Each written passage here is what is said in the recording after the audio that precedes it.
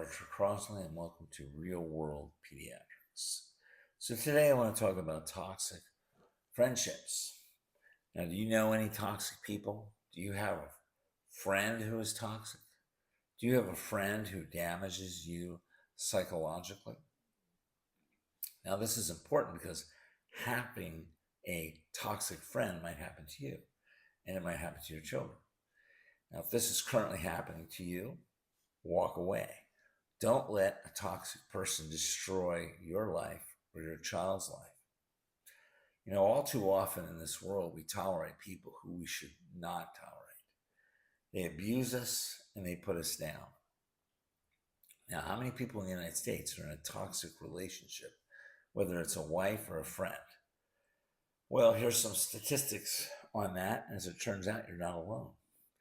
Approximately 84% of women and 75% of men in the United States report having experienced a toxic friendship at some point in their lives. Now, this suggests that a significant portion of the population encounters relationships with friends that are ultimately harmful or damaging, according to some surveys. Now, I understand your desire to want to be a friend. I understand the need to not cut people off.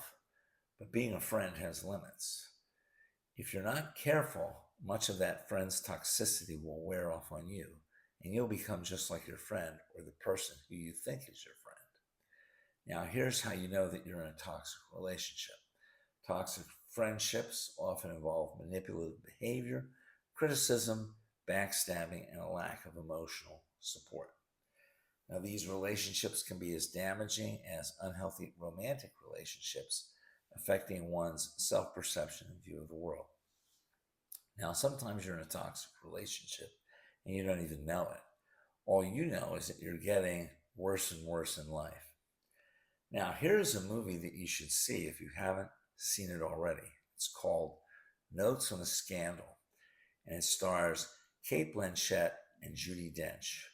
And Judi Dench plays a manipulative person who destroys the life of Cate Blanchett.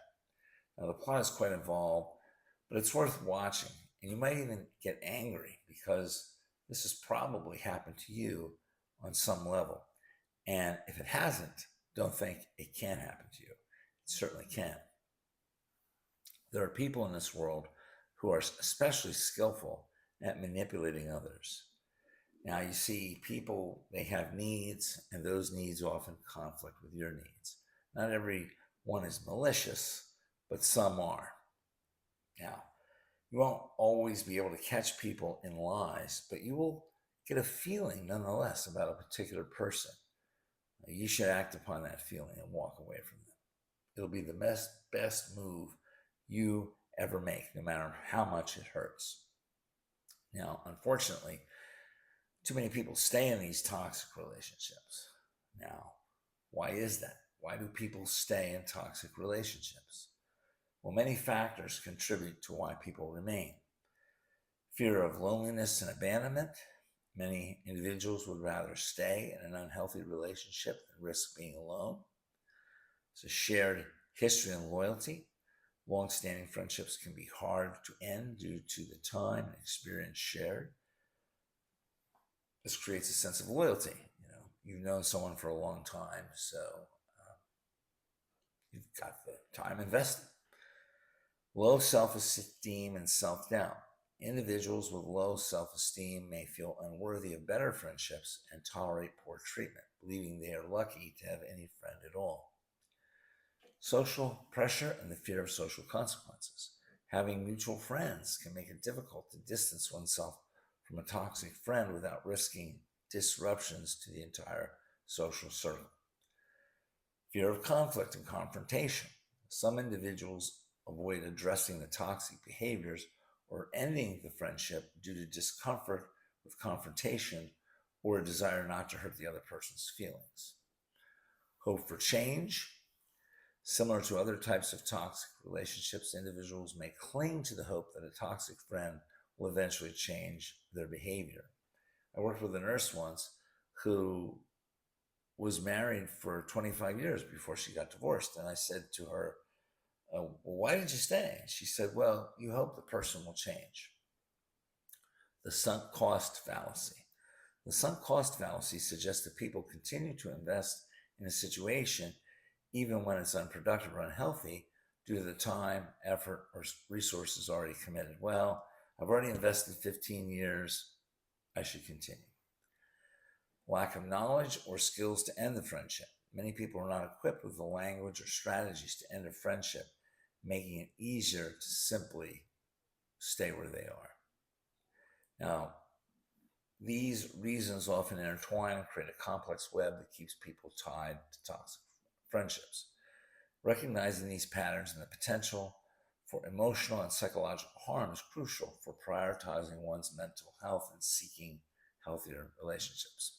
Now, I have a friend who I've known for a long, long, long time, and we are totally toxic to each other. We can't stop insulting each other. It's almost like a sport.